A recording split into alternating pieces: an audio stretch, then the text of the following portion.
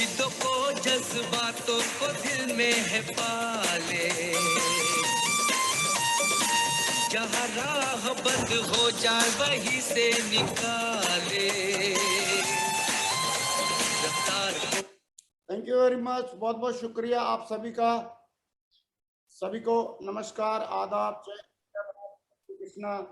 दोस्तों, आज का दिन बहुत ही शुभ दिन है और आज हमारे बीच में एक नए स्पीकर हमारे great diamond leader mister Sunil Kumar Singh ji हैं और आज हम उनकी कहानी, उन्हीं की जुबानी हम सुनेंगे। और ये इनका जो कमिटमेंट है, इनका जो gratitude of attitude of gratitude है, उसके हिसाब से इनको लगातार प्रोग्रेस मिलती जा रही है और मुझे पूरा विश्वास है कि आने वाले टाइम में ये इस बिजनेस में double diamond, triple diamond, Venus mercury, crown ambassador और यूनिवर्सल क्राउन एम्बेसडर तक जरूर पहुंचेंगे। तो दोस्तों, आइए हम सुनते हैं इन्हीं की कहानी, इन्हीं की जुबानी, और इनको बगैर देरी की हम कॉल करते हैं। और उनके लिए मैं चाहता हूं ऊपर हाथ खड़े करके दिल से, दिल की गहराइयों से हम लोग कॉल करेंगे एक बहुत जोरदार तालियों के साथ आज के हमारे डायमंड लीडर और होने वाले universal crown ambassador mister Sunil Kumar Singh. Welcome Sunil ji, स्वागत आपका। Thank you Magru ji, thank you Magru ji, thank you Magru ji, thank you Magru ji, बहुत बहुत धन्यवाद मागरू जी, बहुत बहुत धन्यवाद। आपने मुझे इस नेशनल पैनल में मुझे बोलने का मौका दिया मागरू जी, बहुत बहुत धन्यवाद। और पैनल में उपस्थित सभी साथियों को नमस्कार, सत श्री अकाल, आदाब, जय हिंद, जय भारत एंड सलाम वालेकुम। मागरू जी, परमिशन चाहूंगा मागरू जी स्लाइड शेयर करने हाँ, शेयर करो टाइगर, स्लाइड वगैरह शेयर करो और ये सोच के बात करो आपकी टीम आपके सामने बैठी है और आपको हजारों लोग अभी जूम पे सुन ही रहे हैं, लेकिन आपको कई लाखों और करोड़ों लोग यूट्यूब पे भी सुनने वाले हैं। और आज का दिन बहुत ही ऐतिहासिक दिन होने वाला है सक्सेस सपोर्ट सिस्टम के लिए। बहुत बढ़िया, स्टार्ट कर सकते हैं। आपकी स्लाइड आगे है और एकदम स्मार्ट लग रहे हो आप, एकदम वैसे ही। Thank you Magru ji, thank you Magru ji, thank you Magru ji, thank you Magru ji. Welcome to all of you again. आप सभी का आज इस मॉर्निंग मीटिंग प्रोग्राम में मैं सुनील कुमार सिंह तहे दिल से हार्दिक हार्दिक स्वागत और आप सभी का हार्दिक हार्दिक अभिनंदन करता हूं। साथियों, कहने कि आज का दिन हमारी जिंदगी का सबसे महत्वपूर्ण दिन है। आज का दिन हमारी जिंदगी का महत्वपूर्ण दिन तो है ही साथियों, हमारे साथ साथ सबसे बड़ा महत्वपूर्ण दिन कहने के ये मेरे लिए भी है। क्योंकि साथियों, आज का दिन महत्वपूर्ण इसीलिए है मेरे लिए क्योंकि आज जिस पैनल पर मुझे बातचीत करने का मौका मिल रहा है, आज पैनल में मुझे जो बोलने का मौका मिल रहा है साथियों, ये पैनल कोई नॉर्मल पैनल नहीं, ये एक बहुत ही विश्व प्रसिद्ध पैनल है जिस पैनल पे मुझे आज कहने के बोलने का मौका मिला है। तो बहुत बहुत धन्यवाद देना चाहूंगा मैं महागुरु जी के लिए। और सबसे पहले बहुत बहुत मैं चरण वंदन करना चाहूंगा आज कहने के परमपिता परमात्मा का, बहुत बहुत शुक्रिया अदा करना चाहूंगा जिनकी वजह से कहने के साथियों आज हर व्यक्ति जिस काम को भी कर पाता है, गणेश जी महाराज जिनकी वजह से हर व्यक्ति जो भी जिस काम को करता कहने के उस काम में कहते हैं कि भाई भगवान का हाथ, जहां भगवान का आशीर्वाद जहां मिल जाए तो कहने के हर काम में सफलता मिलती है। तो मैं चरण वंदन करना चाहूंगा। और मागरू जी एक और मागरू जी मैं जरूर कहना चाहूंगा, मागरू जी आपके आशीर्वाद से साथ मागरू जी हमारा ये जो गुड मॉर्निंग मीटिंग प्रोग्राम है ऑलरेडी मागरू जी काफी लंबे समय पहले से चल रहा है और आज बड़ा ही शुभ दिन है कि आज इसी 14 मार्च 2022 को मागरू जी हमने 20 माह का वक्त पूरा किया। मागरू जी ये हमारा जो मैंने मॉर्निंग मीटिंग प्रोग्राम एवरीडे 6 बजे शुरू होता है मागरू जी और 7 बजे, 7:15 बजे तक मागरू जी चलता है कंटिन्यू, और आज हमने 20 माह का वक्त पूरा किया मागरू जी। तो बहुत बहुत धन्यवाद मागरू जी, आपका आशीर्वाद चाहूंगा कि हमारा ये मीटिंग इसी प्रकार चलता रहे लगातार कंटिन्यू, आपका आशीर्वाद चाहूंगा मागरू जी। बहुत बढ़िया टाइगर। कोट कोट नमन करना चाहूंगा, चरणवंदन करना चाहूंगा हमारे 500 महान डायरेक्टर्स के लिए। साथियों, ये वो शख्सियत हैं आज जिनके कहने के आशीर्वाद की वजह से, जिन्होंने एक ऐसी कंपनी की नींव रखी जिस कंपनी की नींव की वजह से एक गरीब आदमी को भी अमीर बनने का मौका मिला है, एक गरीब आदमी भी अपनी जिंदगी को बदल सकता है। साथियों, एक ऐसा प्लेटफॉर्म बनाया। मैं रजत वर्मा जी डायरेक्टर ऑपरेशन बहुत बहुत धन्यवाद करना चाहूंगा, राज आनंद जी डायरेक्टर मार्केटिंग, हरीश चौधरी जी डायरेक्टर फाइनेंस, सिद्धार्थ सहगल जी डायरेक्टर टेक्नोलॉजी और राजपाल अरोड़ा जी डायरेक्टर एडमिनिस्ट्रेशन। साथियों, ये वो शख्सियत है। जैसे कि यदि मैं बात करूं कहने के आज रिलायंस ग्रुप को सभी जानते हैं और धीरूभाई अंबानी जी का नाम आप सभी ने सुना है। धीरूभाई अंबानी जी जब इस दुनिया से गए थे तो अपने बच्चों के लिए क्या छोड़ के गए थे? 77 लाख लोगों का नेटवर्क, और 77 लाख लोगों का जो नेटवर्क छोड़ के गए थे, तो साथियों आज यदि हम बात करें धीरू भाई अंबानी जी के जाने के बाद में उनके बेटे मुकेश अंबानी, अनिल अंबानी, कहने के इन दोनों को काम करने की जरूरत नहीं है। उनके पिताजी ऑलरेडी इतनी संपत्ति छोड़ के जा चुके हैं कि इनकी आने वाली कई की पीढ़ियां बैठ के खा सकती हैं, लेकिन फिर भी आज वो काम कर रहे हैं। वो क्यों काम कर रहे हैं साथियों? आज वो अपने लिए नहीं, कहने की वो दूसरों के लिए जीते हैं, अपने लिए नहीं साथियों। आज कहने के उन्होंने वादा किया हुआ है गवर्नमेंट से, कहने के हिंदुस्तान की बेरोजगारी को दूर करने में हम कहने के बराबर का साथ निभाएंगे, और कहने के उस इंडस्ट्री का भी बहुत बड़ा योगदान है। तो आज जैसे कहने की वो दूसरों के लिए काम कर रहे हैं साथियों, इसी प्रकार आज मैं हमारे 5 महान डायरेक्टर्स की बात करूं साथियों, पैसे की इनके पास कमी नहीं है, इनके पास पैसे की कमी नहीं है। इन्होंने साथियों गवर्नमेंट से वादा किया हुआ है कि हम अपने डायरेक्ट सेलिंग के माध्यम से, मार्केटिंग के माध्यम से, अपनी कंपनी सेफसॉफ्ट के माध्यम से हम भी हिंदुस्तान की बेरोजगारी को दूर करने में बराबर का साथ निभाएंगे। और साथियों आज बराबर वही सेफसॉफ्ट पूरे हिंदुस्तान में आज ढेर सारे लोगों को रोजगार दे रही है, ढेर सारे लोगों की जिंदगी बदल चुकी है, ढेर सारे लोगों के सपनों के मकान बन चुके हैं, सपनों की कार आ चुकी है, ढेर सारे लोग देश विदेश की लाखों लोग यात्रा कर चुके हैं और लगातार करते हुए चले जा रहे हैं। तो मैं बहुत बहुत धन्यवाद करना चाहूंगा हमारे 5 महान डायरेक्टर्स का, जिनकी वजह से कहने की एक गरीब आदमी को भी अमीर बनने का जो मौका मिला है। बहुत बहुत धन्यवाद, बहुत बहुत धन्यवाद, और चरण वंदन करना चाहूंगा।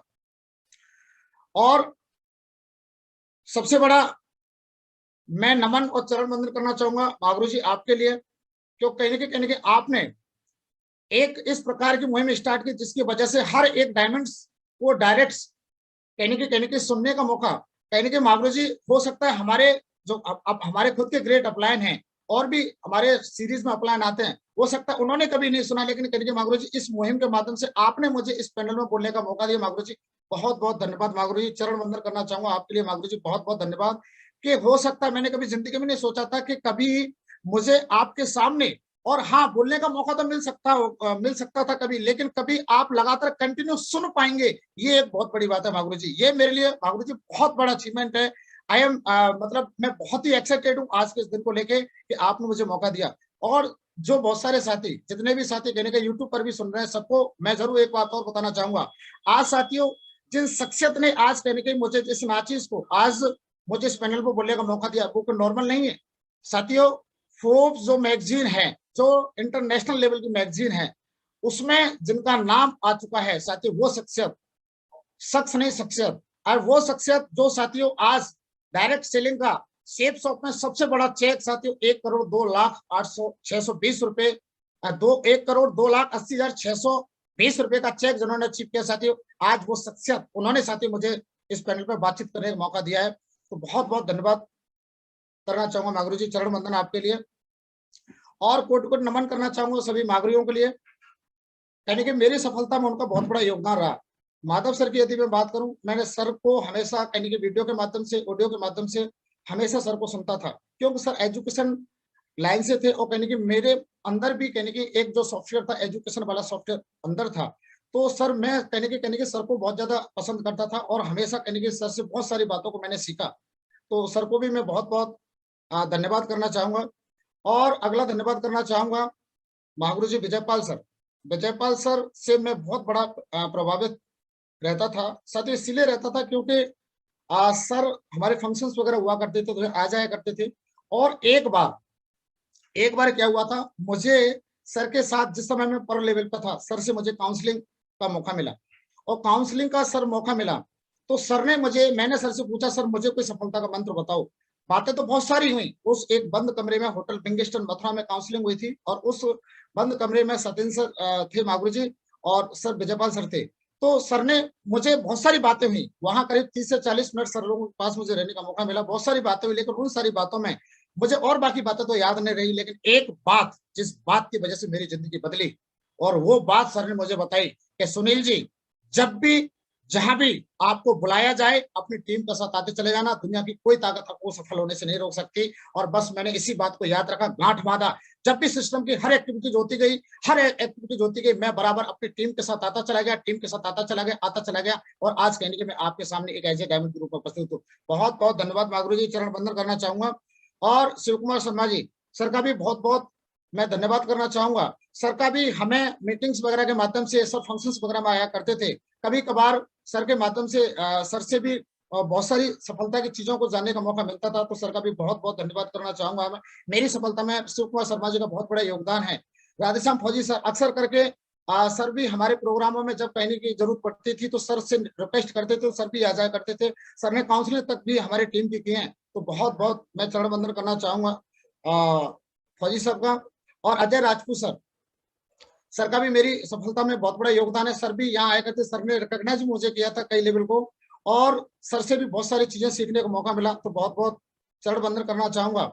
और साथियों, अभी जो नाम है महागुरु जी सत्येंद्र प्रसाद जी, ये एक वो नाम, शायद ये शुरुआत में उस काम को मेरे लिए नहीं करते तो आज मैं इस मिशन में नहीं होता। मैं जिस समय जुड़ा था तो सत्य मुझे नहीं पता, क्योंकि जब एक व्यक्ति जुड़ता है तो कहते जब एक जुड़ता है तो हर व्यक्ति अपने बारे में नहीं जानता, लेकिन दूसरे लोग कहने के हमारे बारे में जानते हैं। हम अपने बारे में नहीं जानते लेकिन दूसरे लोग हमारे बारे में जानते हैं।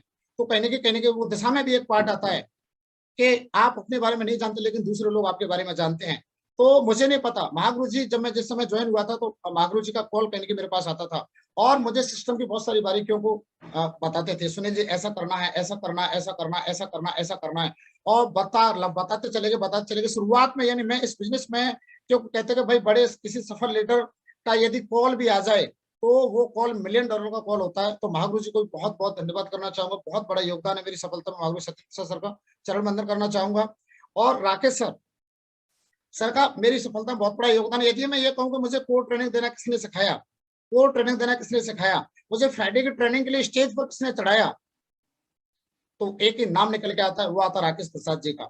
मैं बहुत बड़ा सौभाग्यशाली हूँ कि सर ने मुझे जो शुरुआत में जो जरूरत की चीजें थी, जिनकी वजह से, यानी कहते हैं कि एक इमारत बहुत बड़ी बनने को चली, लेकिन उस इमारत को बनने के लिए जो नीचे जो नींव जो रखी जाती है, उस नींव में जो पत्थर लगते हैं, यानी कि उनका रोल बहुत बड़ा उस इमारत को रुकने पर होता है। तो मैं बहुत बहुत धन्यवाद करना चाहूंगा राकेश सर का भी। राकेश सर का बहुत बड़ा योगदान है मेरी जिंदगी में, बहुत बहुत चरण वंदन करना चाहूंगा राकेश सर आपके लिए भी। और साथियों, अजय पंडित जी, यदि मैं कहूँ मेरे टेक्निकल गुरु सर का मैं एकदम फैन था। मैं हमेशा सर के जैसा बनना चाहता था। सर जिस अंदाज में बात करते थे, टेक्निक के बारे में यदि कोई बात करो तो 100% मैं कह सकता हूँ सर से बड़ा टेक्निक गुरु मेरी जिंदगी में कोई नहीं आया। तो मैं सर को भी बहुत बहुत धन्यवाद करना चाहूंगा। सर ने भी बहुत सारी चीजों को बताया, हमेशा जो छोटी छोटी बातें थी उन बातों को कहने के बताते थे, सुनील जी ऐसा करना है, ऐसा करना है, जहां भी मौका मिलता था सर के माध्यम से। तो बहुत बहुत चरण वंदन करना चाहूंगा महागुरु जी अजय पंडित जी के लिए, बहुत बहुत धन्यवाद सर। और लोकेश सर, हमारे भरतपुर शहर के रहने वाले, भरतपुर में जो बिजनेस को लेके आए थे, वो लोकेश सर के माध्यम से ये बिजनेस इस शहर में आया था। इन्हीं के माध्यम से ये बिजनेस इस शहर में आया था। तो यदि मुझे ये कहूं कि मुझे रजिस्ट्रेशन करना किसने सिखाया, तो वो एक ही नाम निकल के आता, वो नाम निकल के आता है लोकेश सिंह मदेरणा जी का, क्योंकि सर ने ही मुझे रजिस्ट्रेशन करना सिखाया था। साथियों, आपसे भी कहना चाहूंगा, यदि जैसे आपसे कहा जाता है कि भाई लोगों को सिखाओ, यदि आप भी कहीं के लोगों को सिखाते हैं, आप ही लोगों को सिखाते हैं, तो सिखाएंगे तो एक बार, लेकिन पूरी जिंदगी वो व्यक्ति मरते दम तक, जब तक शीर्षों पर जिंदा रहेगा, स्टेज के माध्यम से जब तक कहीं के वो आपका नाम लेगा। ज्यादा से ज्यादा लोगों को साथियों सिखाने का आप कोशिश करें, सिखाने का प्रयास करें। तो सर का मेरी जिंदगी बहुत बड़ा योगदान है। बहुत बहुत चरण वंदन करना चाहूंगा आपके लिए और बहुत बहुत धन्यवाद। आज मैं सबसे बड़ा शुक्रिया अदा करना चाहूंगा, आज जिनकी वजह से मैं हूं, आज यदि मैं एक निवाला भी खाता हूं तो उन्हीं के आशीर्वाद की वजह से खाता हूं। यदि मैं कोई अच्छे कपड़े भी पहनता हूं तो उन्हीं के आशीर्वाद की वजह से पहनता हूं। यदि मैं ये कहूं मेरे बच्चे कहने के अच्छे स्कूल में पढ़ते हैं तो उन्हीं के आशीर्वाद की वजह से पढ़ते हैं। यदि हम 2 वक्त का खाना भी खाते हैं तो कहने के उन्हीं के आशीर्वाद की वजह से खाते हैं। सर ने हमेशा मेरा सपोर्ट किया, जहां मुझे जिस चीज की जरूरत पड़ती थी हर तरीके से सर ने मेरा सपोर्ट किया। सर ने मुझे फिजिकली, प्रैक्टिकली हर तरीके से सर ने मेरा सपोर्ट किया। और मतलब छोटी छोटी बारीकियां, अब क्या करना है, कैसे करना है, सर ने हमेशा मुझे गाइड किया। यदि मैं ये कहूं कि भगवान को, मैं आपसे यदि पूछूं कि भगवान को कितने लोग मानते हैं, तो मैं शायद सभी लोग भगवान को मानते हैं। लेकिन यदि मैं अगला सवाल आपसे ये करूंगा कितने लोगों ने उस भगवान को देखा है, तो शायद कोई व्यक्ति कहेगा भगवान को देखा है, क्यों भगवान को कोई देख नहीं पाता। साथियों, तो मैं भी भगवान को मानता हूं, लेकिन मैंने भी उस भगवान को नहीं देखा।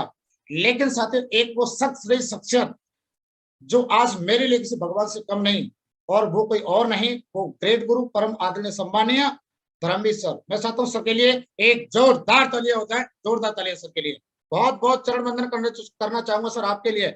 आज भगवान के रूप में सर को मानता हूं, क्योंकि सर मेरी जिंदगी में नहीं आते, तो मैं इस बिजनेस में कुछ भी नहीं था। हर व्यक्ति शुरुआत तो करता है, लेकिन शुरुआत करने के बाद में जहां जब जरूरत पड़ती है व्यक्ति को दिशा निर्देश की, गाइडलाइन की, क्योंकि जरूरी नहीं कि वो एक अपलाइन जो आपके साथ आपके प्लान करे, फॉलोअप करे, वही अपलाइन करके आपको डायमंड बनाता है, ऐसा नहीं है साथियों, ऐसा नहीं है। सर ने मैं ये नहीं कहूंगा कि भाई सर कभी मेरे प्लान करवाया, सर ने फॉलोअप करवाया, लेकिन साथियों जहां अक्सर करके लोग फेल हो जाते हैं, अरे प्लान फॉलोअप करना तो कोई भी सीख जाता है। आप भी यदि अपने बच्चे को पास में बैठा लीजिए, 4 प्लान दिन लग जाइए और अगला प्लान 5वां प्लान आपके बच्चा दिन लग जाएगा। प्लान फॉलोअप करना एक अलग बात है, लेकिन साथियों जिस समय एक सफल व्यक्ति की जरूरत पड़ती है, एक सही गाइडलाइन की जरूरत पड़ती है, उस समय यदि वो गाइडलाइन यदि आपको मिली तो कहीं ना कहीं उसी गाइडलाइन को लेकर आप डायमंड बनेंगे। और वो काम किया मागरू जी, रमी सर जो आज विनर्स लीडर हैं, चरण बंदन करना चाहूंगा आपके चरण में। बहुत बहुत धन्यवाद सर, आपका बहुत बहुत धन्यवाद। बहुत बड़ा योगदान है मेरी जिंदगी में सर का।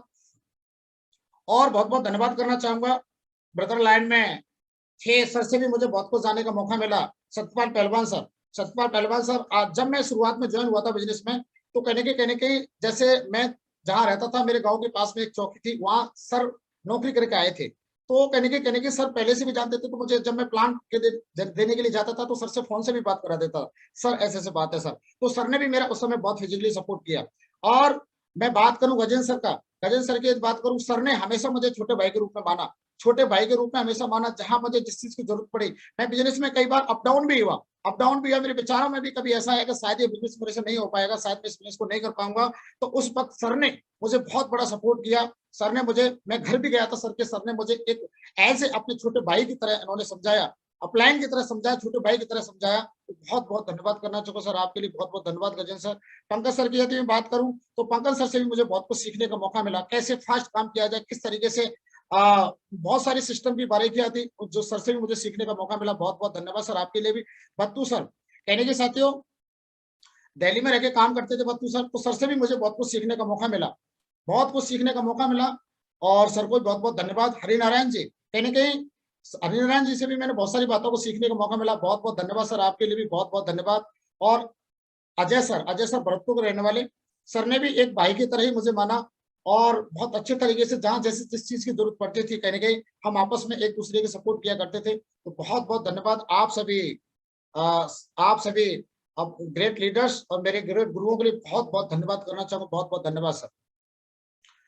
और मेरा प्राउड माय रेड क्लब जो लीडर्स है, मिस्टर यशपाल जी, मिस्टर राजेंद्र प्रसाद जी, मिस्टर सोमेर जी, बहुत बहुत धन्यवाद। ये तीनों के तीनों वो दमदार लीडर हैं, ये तीनों के तीनों वो दमदार प्लान है। यदि मैं एक के बारे में कहूँ या दूसरे के बारे में कहूँ या तीसरे के बारे में कहूँ, तो कहने के एक के बारे में कह के दूसरे के बारे में ये करना होगा कि भाई एक के बारे में कह के दूसरे के व्यक्ति को प्रश्न खड़ा करना। तो मैं कहना चाहूंगा तीनों के तीनों ये वो दमदार ऊपर शेर है, वो दमदार टाइगर्स है, वो दमदार टाइगर्स है जो कहने की एक दमदार बहुत एक्साइटमेंट के धनी हैं और पूरे हिंदुस्तान में बहुत बड़ा काम करने वाले हैं। और वर्ष 2022 के ये डायमंड है। तो बहुत बहुत धन्यवाद करना चाहूंगा मेरे तीनों रेड क्लब लीडर्स के लिए। और मेरा ब्लू क्लब लीडर्स, ये ब्लू क्लब है जो आने वाले इसी 2022 के अंदर सारे के सारे ये रेड क्लब में आने वाले हैं। मिस्टर विष्णु सैनी जी जो दिल्ली में रहकर काम कर रहे हैं, मिस्टर बाबूलाल जी, ये दोनों पिता पुत्र है। और मिस्टर गोपाल शर्मा जी, मिस्टर धर्मेंद्र जी, ये मिस्टर धर्मेंद्र जी जो सवाई माधोपुर, ये धर्मेंद्र जी दिल्ली में है। मिस्टर विनोद सैनी जी जो गुजरात सूरत में है। मिस्टर फरीद खान जी जो आगरा की कमान संभाले हुए हैं। मिस्टर श्याम स्पीड जी जो डीएनएस दादर नागर हवेली वहां की कमान को संभाले हुए हैं। मिस्टर देवेंद्र जी कहने के ये भी इधर भरतपुर की कमान संभाले हुए हैं। मिस्टर नरेंद्र जी ये सूरत की कमान को संभाले हुए हैं। मिस्टर जमुना प्रसाद जी जो रुद्रपुर उत्तराखंड में है वहां की कमान को संभाले हुए हैं। मिस्टर सुमरन फौजी जी जो राजस्थान में राजसमंद है वहां की कमान को संभाले। बहुत बहुत मैं धन्यवाद करना चाहूंगा सभी लीडर्स के लिए, मेरा प्राउड है ये, बहुत बहुत धन्यवाद आपके लिए भी। मागुरू जी मैं जरूर अपने बारे में बताना चाहूंगा। मेरा नाम सुनील कुमार सिंह,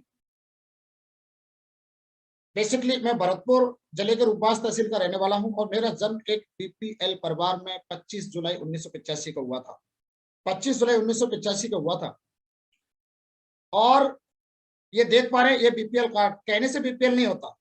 बीपीएल क्या होता है, बीपीएल की परिभाषा यदि किसी से पूछा जाए, आपसे पूछा जाए कि बीपीएल किसको बोलते हैं बताइए, तो आप एक ही बात बताओगे बीपीएल कौन होता है। बीपीएल वो होता है जो भारत सरकार या राजस्थान सरकार या उत्तर प्रदेश सरकार जो सरकार है कहने के उसकी जो गरीबी रेखा से नीचे जीवन यापन करने वाला व्यक्ति होता है वो कहने के बीपीएल की श्रेणी में आता है। तो वो शख्स जो सुनील कुमार सिंह आज आपसे बात कर रहा साथियों, ये बीपीएल परिवार का सदस्य हुआ करता था।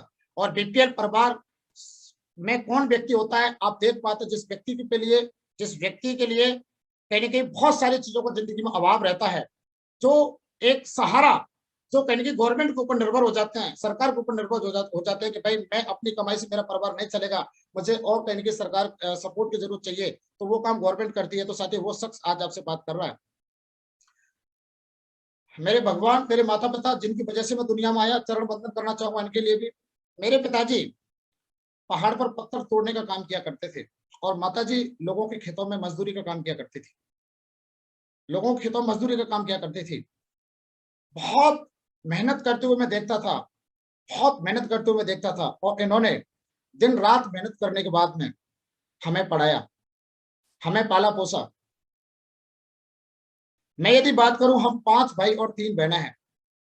ये फोटो काफी पहले समय का है, और मेरे से दो बड़ी बहनें हैं और 5 भाइयों में सबसे बड़ा हूं, और ये बाकी मेरे छोटे भाई हैं, और एक बहन अभी अनमैरिड है जिनकी शादी होना बाकी है अभी।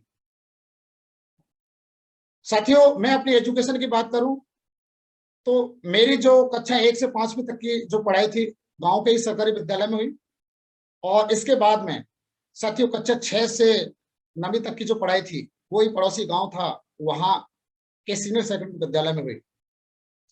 साथियों जिस समय मैं सीनियर सेकेंडरी विद्यालय में पढ़ रहा था, जब कक्षा 1 से 5 तक की जब पढ़ाई कर रहा था, तो पढ़ाई करते हुए साथियों क्योंकि घर के हालात ऐसे थे, कि मैं पिताजी का हाथ बटाने के लिए कक्षा 1 से 5 तक की जब मैं पढ़ाई करता था, उस वक्त भी घर में दुकान हुआ करती थी, और दुकान हुआ करती थी तो कहीं ना कहीं दुकान से ही घर जाके तैयार होकर स्कूल जाना, और स्कूल से तुरंत आने के बाद दुकान पर बैठ जाना। साथियों मैंने कभी, जैसा बच्चे खेलते हुए देखते हैं ना कि स्कूल से आने के बाद में कभी खेलने के लिए चले गए खेलने, मैंने कभी जिंदगी में ऐसा कभी देखा ही नहीं कि बच्चे कैसे खेलना, मैंने कभी सब कभी खेला ही नहीं, कभी खेला ही नहीं मैं। हमेशा हमेशा क्योंकि कहीं ना मैं बच्चा जरूर था, लेकिन अपने माता पिताजी को बहुत मेहनत करते हुए देखता था, तो मैं अंदर ही अंदर, छोटा था उस समय, लेकिन अंदर ही अंदर मैं एक डिसीजन लेता था कि मुझे बहुत बड़ा काम करना है, एक दिन माता पिताजी का सर गर्व से ऊंचा कर दूंगा, इतना बड़ा काम करना है। लेकिन क्या करता, बच्चा ही तो था, क्या करता। और इसके बाद में कक्षा 6 से जब 9th कक्षा 6 में आया, तो उस समय मैं और मेरा छोटा भाई सब्जी की दुकान लगाया करते थे। ये साथियों मेरे ही जो गांव का बस स्टैंड है वहां पर ये दुकान, ये फोटो मैंने अभी करंट में मंगाया है। ये फोटो साथियों ये वही तखत है जिस तखत पे बेचकर मैंने सब्जी का और फ्रूट का दुकान चलाया करता था, ये वही तखत है साथियों। लेकिन इसको मैं चलाया, लेकिन कुछ समय के बाद मैंने अपने हमारे गाँव के एक व्यक्ति थे उनके लिए दे दिया कि भाई अब आप इससे कमाओ खाओ। तो ये जो तखत है साथियों ये बिल्कुल किराए पर है। तो सब्जी की दुकान, मैं साथियों सब्जी की दुकान के साथ साथ फल की दुकान थी, अभी आप फल देख पा रहे हैं, सब्जी नहीं है क्योंकि अभी ये सब्जी नहीं बेचते, लेकिन मैं उस समय सब्जी बेचा करता था। और इसके साथ साथ जो भरतपुर से और मेरे जो गांव की दूरी थी 45 किलोमीटर थी, वहां से साथियों मैं सब्जी मंडी से आलू के कट्टे, वो प्याज के कट्टे, ये सारी चीजें लेके आता था, और लाकर बस के ऊपर छत पर चढ़ा के, बस के ऊपर 50 किलो 60 किलो के कट्टों को छत पर चढ़ा के और वहां ले जाता था। बहुत सारी मेहनत करता था, बहुत सारी मेहनत। और इसके साथ साथ साथियों क्योंकि पिताजी का हाथ बटाने के लिए कि कैसे भी करके मैं मतलब परिवार में अपने कुछ हाथ बटा पाऊं। और सबसे बड़ी बात थी साथियों कि मैंने मेहनत करना क्यों शुरू किया, मुझे कहीं से एक बात सुनने का मौका मिला, एक बात मेरी समझ में आई कि यदि कोई व्यक्ति जिंदगी में अपनी जिंदगी को बदल सकता है, एक गरीब आदमी जिंदगी को कैसे बदल सकता है। यदि किसी से पूछा जाए तो वो कहेगा पता भाई कोई बिजनेस डालो, लेकिन बिजनेस के लिए पैसा चाहिए, लेकिन गरीब आदमी कैसे बदल सकता है। तो किसी ने मुझे बताया कि एजुकेशन, शिक्षा ही एक ऐसा माध्यम है जिसके माध्यम से एक व्यक्ति चाहे तो गरीब आदमी यानी कि अच्छी से नौकरी को पाके यानी कि एक अच्छा पैसे वाला बन सकता है, अच्छी नौकरी को पाके। तो ये बात मेरे जहन के अंदर उतर गई थी। मैंने कहा कुछ भी हो जाए हर हाल में पढ़ना है, और मुझे बाकी भाइयों को भी पढ़ाना है। खूब दिन रात मेहनत करता हुआ जा रहा था, खूब दिन रात मेहनत करता था। लेकिन दिन रात मेहनत करने के साथ साथ क्या होता था साथियों, क्योंकि जो धंधा जितना पैसा दे सकता वो उतना ही पैसा दे पाएगा, ये धंधा भी बहुत ज्यादा पैसा नहीं दे पा रहा था, ये धंधा भी। और इसके अलावा मैंने कहा और कैसे पैसा आना चाहिए। मैं और मेरा छोटा भाई दोनों साइकिल से गाँव में सब्जी बेचने के लिए जाया करते थे, साथियों भाई आवाज देने का काम करता था और मैं तोलने का काम किया करता था। तो कभी भाई तोलने का काम किया था, मैं आवाज देने का काम किया करता था। साथियों वो शख्स आपसे बात कर रहा है जो सब्जी बेचने का भी काम किया करते थे। लेकिन हुआ क्या, इससे भी कुछ नहीं हुआ, इस काम को भी किया, लेकिन इस काम को करने के साथ साथ साथियों फिर क्या हुआ, मुझे सीनियर सेकेंडरी विद्यालय रूपबास, जो वहां मुझे साथियों 12वीं तक की पढ़ाई का मौका मिला। 12वीं तक की जो पढ़ाई थी मैंने वहां पर की। जो 12वीं तक की पढ़ाई वो भी मैंने गवर्नमेंट स्कूल से किया था। सर 12वीं तक की पढ़ाई जो मैंने गवर्नमेंट स्कूल से किया था, तो साथियों उस समय क्या हुआ था, एक स्लाइड इसमें से छूट गया, हाँ ये आ गए। तो ये स्लाइड मैंने 9 से 12वीं तक की जो पढ़ाई थी ये भी सरकारी विद्यालय में की थी। और ये जो सरकारी विद्यालय में जो मैंने पढ़ाई की थी, साथियों उस समय क्या हुआ, जो उस धंधे से बहुत ज्यादा पैसा नहीं आ पा रहा था, तो मेरे पड़ोस में ही एक लेक्चरर साहब रहा करते थे, हमारे जो पड़ोसी घर था उसमें। तो वो जो लेक्चरर साहब थे उनका एक नंबर था, टेलीफोन नंबर, उनका लैंडलाइन नंबर था, और उसका नंबर था 05645 243 942। उन्होंने कहा था, मेरी मम्मी से कहा कि, मम्मी का नाम लेके बोला कि आप चाहो तो ये जो मेरा जो नंबर है, मैं यहाँ रहता नहीं हूँ क्योंकि उनकी ड्यूटी बाहर थी, अलवर रहा करते थे वो, कि आप इस नंबर को एक काम करो, एसटीडी करा लो, और एसटीडी कराने के बाद में आपको कुछ पैसे मिल जाया करेंगे, कुछ पैसे मुझे दे दिया करना। तो साथियों मैंने उस नंबर को ले लिया, और उस नंबर को लेने के बाद में उसको एसटीडी कराया। और उस नंबर को जब मैंने एसटीडी कराया, तो साथियों फिर मैंने एसटीडी पीसीओ, ये एसटीडी पीसीओ का मैंने दुकान करना शुरू कर दिया। उधर में पढ़ाई भी कर रहा था, पढ़ाई के साथ साथ एसटीडी पीसीओ भी चला रहा था। लेकिन साथियों यहाँ लोगों की कॉन्फ्रेंस वगैरह का काम मैं कराया करता था, क्योंकि WLL फोन थे उस समय, ये इतने आज मोबाइल हैं, मोबाइल नहीं थे उस पीरियड में। तो एसटीडी पीसीओ का भी मैंने काम किया। इसके साथ साथ मुझे लगा और पैसे कैसे कमाना चाहिए, और पैसा कमाने की चाहत, तो मैंने क्या किया, एक ग्रामीण पेप्सी की एजेंसी को भी लिया। और जो शॉर्ट ट्रे की एजेंसी थी, इसकी एक सिक्योरिटी कुछ उसके हिसाब से जमा करानी पड़ती है, तो मैंने इसकी भी एजेंसी को लिया। और इसके एजेंसी को लेने के बाद में ये धंधा शुरुआत में तो अच्छा चला, क्योंकि 3 से 4 महीने का ये सीजन रहता है। इसके बाद में क्या हुआ साथियों, ये जो पेप्सी वाला काम था, जैसे सीजन ऑफ हुआ, ऑफ होने के बाद में जो इसको एम्प्टी बोलते हैं, ये जो बोतल और ये ट्रे रहता है, ये लोगों के पास रह जाती थी। तो लोगों के पास रह जाती थी तो लोग उनको वापस तक नहीं देते थे कि भाई आए तो अपने आप ले जा, और कुछ लोग तोड़ फोड़ देते थे बोतलों को। तो इसमें भी मुझे नुकसान हुआ, तो ये धंधा भी मुझे सूट नहीं हुआ। और साथियों इसके बाद में फिर क्या होता है कि समय निकलता हुआ चला गया। और साथियों फिर मैंने ग्रेजुएशन की पढ़ाई के लिए, साथियों मैंने 12th तो रूपबास से किया था। इसके बाद में MSc कॉलेज भरतपुर मैंने एडमिशन लिया ग्रेजुएशन करने के लिए। और वहां तक ये मैंने जो भी बाकी धंधे थे ये मैंने पहले किए थे। इसके अलावा MSc कॉलेज में एडमिशन लेने के बाद में इसके साथ BA फर्स्ट ईयर की पढ़ाई कर रहा था मैं। और पढ़ाई के साथ साथ साथियों मुझे यूपी रोड में संविदा पर नौकरी करने का मौका मिला। और वो नौकरी कैसे मिला था, जिस समय मैं एसटीडी पीसीओ चलाता था, मेरे पड़ोसी गांव के एक व्यक्ति थे मिस्टर श्याम बिहारी शर्मा। वो आके वो नौकरी करते थे रोडवेज में मथुरा डिपो में, और वो आके मेरे पास अक्सर करके, क्योंकि बस स्टैंड पे दुकान नहीं तो बैठ जाया करता था, तो वहां से मैं उनसे कहा करता था, यार मेरी भी जुगाड़ लगा दे, मेरी भी जुगाड़ लगा दे, मेरी भी जुगाड़ लगा दे। लेकिन उन्होंने करीब 1-1.5 साल बाद उन्होंने जुगाड़ लगाया, उनका कॉल आया। तो साथ ही मैं BA फर्स्ट ईयर की पढ़ाई में भरतपुर में रह के कर रहा था, BA फर्स्ट ईयर मैंने किया ही था। उस समय का कॉल आया कि सुनील जी आप चाहो तो मैं आपको संविदा पर लगवा सकता हूँ। और साथियों जब सर ने संविदा पर लगवाने की जब बात की, मैं बहुत ही बड़ा एक्साइटेड हुआ, मैं कुछ भी हो जाए। और उस समय मैंने लगने के लिए 20,000 रुपये रिश्वत भी दिया था। मैंने नौकरी कर लिया साथियों, मथुरा डिपो में मेरी नौकरी लगी, पहली पोस्टिंग थी। और साथियों घर में एकदम से खुशी आ गई, नौकरी लग गई, सरकारी नौकरी लग गई।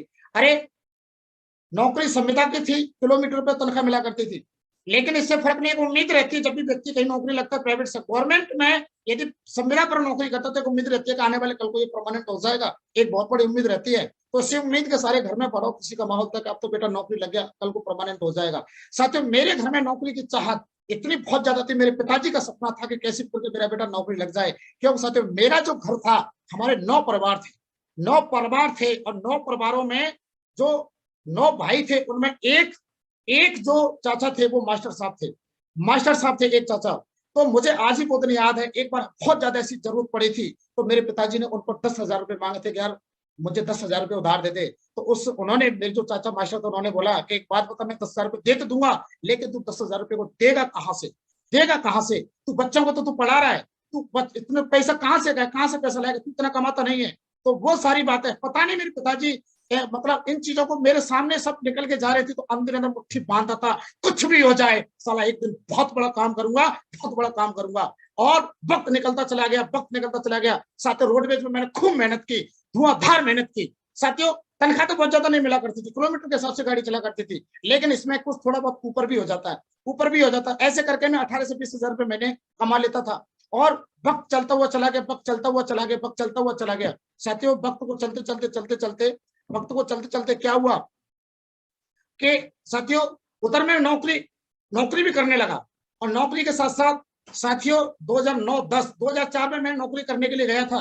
2009-10 में साथियों क्योंकि पिताजी का एक सपना था कि कैसे भी मेरे बेटे की नौकरी थे तो सही, लेकिन इनकम इतनी नहीं थी, परिवार बड़ा था, परिवार को संभालना मतलब इनकम तो चाहिए थी, लेकिन उससे भी कुछ नहीं हो पा रहा था। मैंने पर एक डिसीजन लिया, कुछ भी हो जाए। मैंने कहा कुछ भी हो जाए, एक दिन जिंदगी तो बदल के रहेगी इस परिवार की। लेकिन साथियों, एक दिन मुझे सबसे बड़ा, बहुत बड़ा मुझे बुरा लगा उस नौकरी के प्रति, जिस नौकरी को मैंने एक जीवन माना था। एक दिन मैं दिल्ली जा रहा था और गाड़ी बस स्टैंड पे खड़ी थी और एक व्यक्ति आता है और एक व्यक्ति बैग वगैरह 2-3 नीचे रखे हुए थे, मेरे से बोलता है, "ए खलासी, इधर आ, इधर आ", और ये बैग उठा के ऊपर रखते।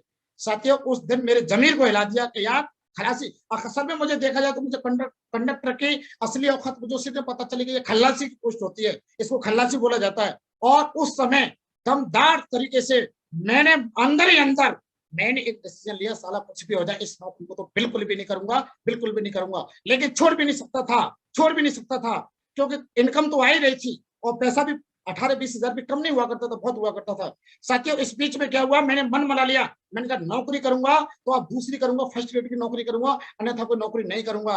और मैं साथियों क्या, फिर इस बीच में मैंने बीएड का एंट्रेंस दिया और बीएड का मैंने एग्जाम दिया। बीएड का एग्जाम देने के बाद में साथियों मेरे बीएड में नंबर आ गया। अब मेरे लिए सबसे बड़ी मेरे सामने समस्या थी कि मैं करूंगा कैसे, मैं करूंगा कैसे। इधर में तो बीएड एक रेगुलर कोर्स होता है और इधर में नौकरी भी थी, मैं आखिर में कैसे कर पाऊंगा। और मेरा जो नंबर आया था साथियों, सेंट विल्फ्रेड पीजी कॉलेज मनिया धौलपुर में मेरा बंस हायर कॉलेज है, वहां पर मेरा नंबर आया था। मैं कैसे करूंगा, मेरे सामने बड़ी दुविधा थी, मैं कैसे करूं। तो मैंने जाके उस कॉलेज में गया, मैंने सब कुछ करा दिया, काउंसलिंग सब कुछ हो गया, फीस जमा हो गई। और इसके बाद में फिर मैंने क्या किया, वहां जो उसके मैनेजमेंट थे, वहां जो उनके प्रिंसिपल साहब थे स्कूल के, मैंने उनके पास गया और उनके पास जाने के बाद मैंने सारी कहानी मैंने बता दी। मैंने, सर मेरे सामने ऐसी ऐसी समस्या है, ये मेरे परिवार की हालत है, क्योंकि यदि मैं उस नौकरी को नहीं करता हूं तो मैं इसके फीस, मतलब मैं फीस भी कहीं ना कहीं मैं जो चुका पाया तो मैं उसी नौकरी की वजह से चुका पा रहा हूँ। मैं आगे कैसे, मैं पढ़ना मुझे बहुत जरूरी है, क्योंकि वो नौकरी है, और वो नौकरी है एक संविदा की नौकरी है, पता नहीं कब वहां से निकाल दिया जाए। यदि और नौकरी भी करना जरूरी है और उधर में बीएड करना भी मेरे जरूरी, मेरे भविष्य का सवाल है। तो कहीं ना कहीं कहते हैं कि भाई हर जगह कहीं ना कोई व्यवस्था तो होती है। तो उन्होंने मुझे एक व्यवस्था बताई कि चलो एक काम करो, कोई दिक्कत नहीं, हम आपकी सपोर्ट करेंगे, लेकिन आपको हमारे होने वाले जो इंपॉर्टेंट लेसन वगैरह होते हैं इनमें आना पड़ेगा। हर होने वाले जो आपको मेहनत बहुत ज्यादा करना पड़ेगा, क्योंकि एक तो आप प्रैक्टिकल यहाँ सीखोगे तो आपको ज्यादा समझ में आएगा, लेकिन आप वहाँ यहाँ से इंपॉर्टेंट चीजें सब नोट्स वगैरह मिल जाया करेंगे, लेकिन मेहनत, मैंने कहा मेहनत आप कहोगे जितना मैं करने के लिए तैयार हूँ, लेकिन बस मुझे कैसे भी करेंगे, मुझे मेरा बीएड करना है। तो साथियों, उन्होंने एक कुछ पैसे की डिमांड किया था, इस पैसे को देख ऐसा करना, ऐसा पैसा जमा करा देना एक एज सुविधा शुल्क के नाम पर, और फिर कोई दिक्कत नहीं है। फिर इसके बाद में मैंने साथियों क्या किया, बीएड भी खूब मेहनत की, इधर में पढ़ाई भी करता था और इधर में नौकरी भी करता था, पढ़ाई भी करता था, इसके साथ साथ वक्त निकलता वो चला गया। क्योंकि मैंने ठान लिया था नौकरी करूंगा तो फर्स्ट ग्रेड के अंदर कोई नौकरी नहीं करूंगा, ये मैंने डिसीजन लिया था। और इसके बाद साथ बीएड भी मेरा हो गया, और 10, 11, 12 में, तो 9-10 में बीएड हुआ था, 11-12 में साथियों मैंने एमएड किया जीबाजी यूनिवर्सिटी ग्वालियर से, जीबाजी यूनिवर्सिटी ग्वालियर से, मास्टर ऑफ एजुकेशन को मैंने ग्वालियर से किया था। साथियों, मेरा जिस समय बीएड हो गया था ना, अंदर ही अंदर एक डिसीजन होता, बेटा अब तो कुछ भी हो जाए, अब तो मैं नौकरी करके रहूंगा, नौकरी करके रहूंगा। साथियों, मेरा ये भी हो गया था और एमए भी मेरा हो गया था, एमए बीएड मैंने फर्स्ट डिग्री नौकरी आपको लेके रहूंगा और निश्चिंत हो गया। साथियों, मैंने ये भी कर लिया। अब इसके बाद में फिर क्या होता है साथियों, क्योंकि नौकरी में चाहता था कि बड़ी से बड़ी नौकरी करूंगा, और इस दरमियान क्या हुआ कि इधर में जो एमएड भी कर रहा था तो यहाँ पर भी वही समस्या आई, जो समस्या मेरे साथ बीएड में आई थी। लेकिन मैं यहाँ पर भी मैंने जाके मैनेजमेंट से मिला और जाके मैंने सारी हकीकत थी, सारी हकीकत को बताया, सर ऐसे ऐसे है, मैं बताओ क्या करूं, मेरा कैसे भी करके आप सपोर्ट करो। और साथियों, इन्होंने भी कहने के मेरा सपोर्ट किया, और सपोर्ट करने की वजह से मेहनत में दिन रात करता था, खूब मेहनत करता था, उधर में नौकरी करता था, उधर में नौकरी करता था, उधर में मेहनत करता था, पढ़ाई खूब करता था। और ऐसा नहीं, बीएड भी किया था तो इसमें भी साथियों मेरा करीब 65% के आसपास बना था, और बढ़िया एमएड भी मैंने किया। और इसके साथ साथ साथियों क्या हुआ कि सेंट विल्फ्रेड पीजी कॉलेज से एमएस से, यहाँ से, क्योंकि मुझे पत्रकारिता के बारे में, इस पत्रकारिता का क्रेज था, इसका एक क्रेज था, तो सेंट विल्फ्रेड पीजी कॉलेज से साथियों मैंने एमजेएमसी का भी मैंने फॉर्म डाल दिया। एमजेएमसी का फॉर्म मैंने डाला, और साथियों एमजेएमसी का 2012 मैंने फॉर्म डाला था। साथियों ये डिग्री एक थी पत्रकारिता लाइन की डिग्री थी। तो उसमें क्या हुआ कि मैंने इसको इसमें डाला, तो इसमें भी एडमिशन ले लिया, लेकिन ये सारे के सारे अटेंड करने वाले कोर्स थे, और यहाँ पर भी समस्या आई तो मैं क्या करता। तो यहाँ पर भी जब मैं मैनेजमेंट से जाके मिला तो मैंने सोचा यहाँ पर भी ऐसे जुगाड़ हो जाएगा, लेकिन उन्होंने कहा था कि नो, यहाँ ऐसा नहीं हो पाएगा। ये क्लास आपको रेगुलर अटेंड करना पड़ेगा, तब जाकर एमजीएमसी कर पाएंगे, अन्यथा नहीं कर पाएंगे। तो साथियों अंदर ही अंदर से मुझे लगा मैंने अब शायद कैसे हो पाएगा। इसके साथ फिर क्या हुआ कि मैंने नौकरी में भी कम जाना शुरू कर दिया, क्योंकि वो तो ऐसा था कि भाई जितना करूंगा उतना मिलेगा, वहां भी कम शुरू कर दिया और इसको भी अटेंड करने लगा। लेकिन ज्यादा लॉन्ग एब्सेंट की वजह से एक चिट्ठी बना के भेज दिया आगरा मथुरा डिपो से कि कार्य मुक्त करके आपको आगरा भेजा जाता, यानी मेरी संविदा को समाप्त करके लेटर भेज दिया था आगरा, आप जाइए, आप जाके क्षेत्र प्रबंधक महोदय उनसे जाके मिलिए। साथियों उस बीच क्या हुआ था, मैंने एमजीएमसी कर रहा था तो दैनिक भास्कर की एजेंसी को लिया, और दैनिक भास्कर की एजेंसी को लेने के साथ साथ साथियों मैंने उसमें पत्रकारिता को शुरू कर दिया था, क्योंकि ये डिप्लोमा भी पूरा पत्रकारिता लाइन का था और लगातार पत्रकारिता को करता ही चला जा रहा था, लगातार पत्रकारिता को करता ही चला जा रहा था कि मेरे भाई के माध्यम से ये जानकारी मुझे मिली, ये प्लान मुझे मिला। और ये प्लान मुझे कह तो बहुत दिन से रहे थे कि भैया एक जानकारी है, एक जानकारी आपके लायक है, बहुत बढ़िया है, बहुत बढ़िया है, बहुत बढ़िया है, बहुत बढ़िया है, लेकिन मैं इनको इग्नोर करता रहता था, क्योंकि ये मेरे से उम्र में 12 वर्ष छोटे थे, मैं इनको भाव नहीं देता था। तो फिर इसके साथ में एक दिन मैं सारा सोरा व्रत पे खड़ा हुआ था और इन्होंने पूछा भैया कहाँ पर, मैं यहाँ खड़ा हूँ, और ये तुरंत आए, और आने के बाद में इन्होंने कहा था भैया कि एक को मैं जिसके बारे में आपसे कई बार चर्चा कर चुका हूँ और आप उस जानकारी को समझ लीजिए, और बात ज्यादा नहीं, उसमें 5 मिनट लगेगा। और ये मुझे उठा के एसपी ऑफिस में ले गए, और वहां साथियों एक शख्स पहले से मौजूद थे, मिस्टर परसोत्तम सिंह जी, जिन्होंने मेरे को प्लान दिया। तो बहुत बहुत धन्यवाद करना चाहूंगा, लाख लाख धन्यवाद करना चाहूंगा इन दोनों के लिए, बहुत बहुत धन्यवाद। मैं चाहता हूँ एक जोरदार तालियां हो जाने के लिए, एक जोरदार वाली तालियां, जोरदार वाली तालियां। साथियों यही वो शख्स हैं, एक प्लान दिलाने वाले और दूसरा प्लान देने वाले, और इन्होंने जाने क्या इशारा किया, मुझे घर ले गए और ले जाके मुझे अपने कमरे में बैठा के पूरा प्लान समझा दिया। साथियों मुझे नहीं, मेरे कुछ समझ में नहीं आया, क्योंकि इन्होंने जो प्लान बताया था लाखों की बात, यार एक शख्स जो दुनिया भर की मेहनत की, जगह जगह की मेहनत, खूब मेहनत की, घाट घाट का पानी पिया, वो शख्स लाख रुपए महीने नहीं कमा पाता था, उन्होंने कागज पेन के माध्यम से लाख रुपए महीने कमाएगा। लेकिन प्लान मिला तो मेरी समझ में ना के बराबर आया था, लेकिन मैंने सिर्फ रिश्ते की वजह से ज्वाइन कर लिया। मैंने कहा ये मेरे रिश्तेदार हैं, और मैंने ज्वाइन कर लिया साथियों। और ज्वाइन करने के बाद में बहुत सारे लोगों ने, फील्ड में सबके साथ होता है वो करने के, मेरे साथ हुआ था, लोगों ने मना किया था, बहुत सारी चीजें हुई, लेकिन वक्त निकलता हुआ चला गया। इसके साथ साथ साथियों मैंने मेहनत की, और मेहनत करने के साथ साथ मैं इस बिजनेस में सिल्वर बना साथियों। इसके साथ साथ क्या हुआ कि मुझे सिल्वर नहीं बना था, उससे पहले मुझे दिशा ट्रेनिंग अटेंड करने का मौका मिला था, और दिशा ट्रेनिंग साथियों मुझे पहले अटेंड करने का मौका मिला था, वो मिला था मुझे मथुरा में, होटल बिंगिस्टन में मथुरा, विजयपाल सर और सत्येंद्र सर के माध्यम से दिशा अटेंड करने का मौका मिला साथियों।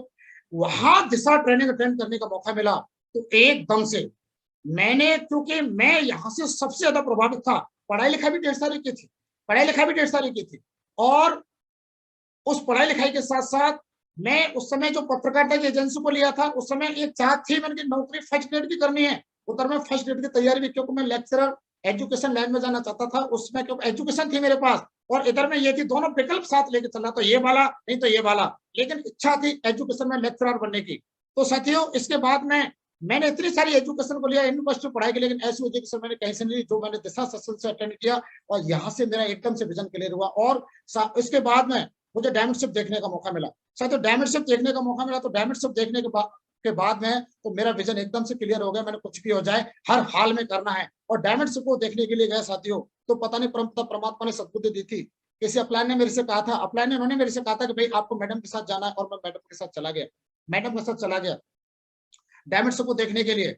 और वो कोई शक्ति थी जो काम कर रही थी, कैसे काम कर रही थी डायमंड शिप में, मैं देखने के लिए गया था साथियों। बड़ा चैलेंज था मेरे सामने। 5 मई की मेरे घर में मेरे भाई की शादी थी, और 5 मई की सत्येंद्र सर की डायमंड शिप थी साथियों। 5 मई की घर में शादी, 5 मई की सत्येंद्र सर की डायमंड शिप। मुझे बात बताइए, आप घर के यदि बड़े भाई हो, एक जिम्मेदार व्यक्ति हो, और आपके घर में आपके ही भाई की शादी हो, और घर पे ढेर सारे सैकड़ों मेहमान हो, क्या आप कहीं जा सकते हैं क्या? लेकिन पता नहीं वो कौन सी शक्ति क्या काम करवा रही थी साथियों, और मैं अपनी मैडम के साथ घर पे मेहमानों को छोड़ के और डायमंड शिप देखने के लिए चला गया साथियों। वहां से और मेरा विजन क्लियर हुआ, मैं इनका कुछ भी हो जाए, अब तो हर हाल में इस काम को करना है, और करता हुआ चला गया साथियों। मैं इस बिजनेस में सिल्वर बना, प्लेटिनम बना, गोल्ड बना, प्लेटिनम क्या सिल्वर स्टार बोलते थे, प्लेटिनम तो आज बोला जाता है, गोल्ड बना, पर्ल बना, और साथियों जिस समय पर्ल में टोपाज बना था, तो टोपाज पर एक ट्रिप गई थी मनाली, वहां टारगेट में साथियों मैंने पूरे इंडिया लेवल पर सबसे ज्यादा टोपाज लेवल पर टारगेट क्वालिफाई करके बेस्ट परफॉर्मर का अवार्ड भी मैंने जीता था, यानी इंडिया में नंबर 1 बनने का टोपाज पर मौका मिला था। जहां सर लोगों के माध्यम से Satyendra sir, Vijaypal sir, Rakesh sir और अजय जी के माध्यम से मुझे वहां सम्मानित किया गया था। यहाँ पर ग्रेट गुरु धर्मेश सर भी उस समय अपने लेवल पे परफॉर्मर बने थे, तो यहाँ मैंने इसको परफॉर्मर बना।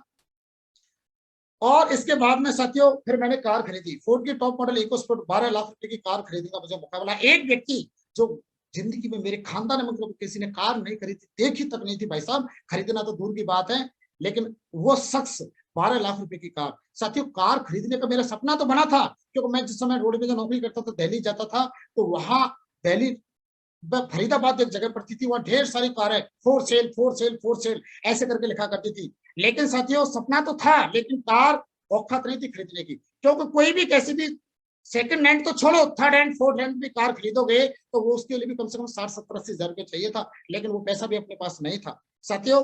लेकिन सिस्टम की वजह से मैंने 12 लाख रुपए की कार खरीदी। मेरे लिए साथियों ये बहुत बड़ा अचीवमेंट, मेरे लिए बहुत बड़ा अचीवमेंट था, बहुत बड़ा अचीवमेंट था। तो बहुत बहुत धन्यवाद करना चाहूंगा मैं सर का, सर ने सिस्टम का, सर का, जिनकी वजह से मैंने ये कार खरीदी। और इसके बाद में एमरल्ड बना, एमरल्ड के बाद में रूबी बना, और साथियों अभी लास्ट 2021 में मैंने यहाँ से डायमंड लेवल को अचीव किया, डायमंड शिप को कंप्लीट किया। और डायमंड शिप को मैंने कंप्लीट किया साथियों, डायमंड शिप को कंप्लीट मैंने किया। ये मेरी पुरानी बाइक थी, जिस बाइक से मैंने काम करने की शुरुआत किया था साथियों। इसके बाद मैंने बाइक भी खरीदी, और भी मैंने बहुत सारे अचीवमेंट लिए साथियों। एक सपना होता है आईफोन चलाना। मैं नौकरी करता था, मेरे एक साथी ने 25,000 का मोबाइल खरीदा था, तन बतन में आग लग गई थी, औकात नहीं थी 25,000 का मोबाइल खरीदने की। मैंने कहा यार कुछ भी हो जाए, एक दिन हम भी खरीदेंगे। पता नहीं जाने मुझसे कैसे बोलता था हम भी खरीदेंगे, लेकिन साथियों सिस्टम की वजह से आईफोन 1,01,000 का मोबाइल खरीदने का मौका मिला। साथियों चश्मा लगाता था 99 रुपए का, लेकिन साथियों 10,000 रुपए का ये चश्मा भी आज मैंने खरीदा अपने लिए, रेबन का। साथियों आज मेरे बच्चे गांव से उठ के शहर में आए, ये मेरे लिए बहुत बड़ा अचीवमेंट है।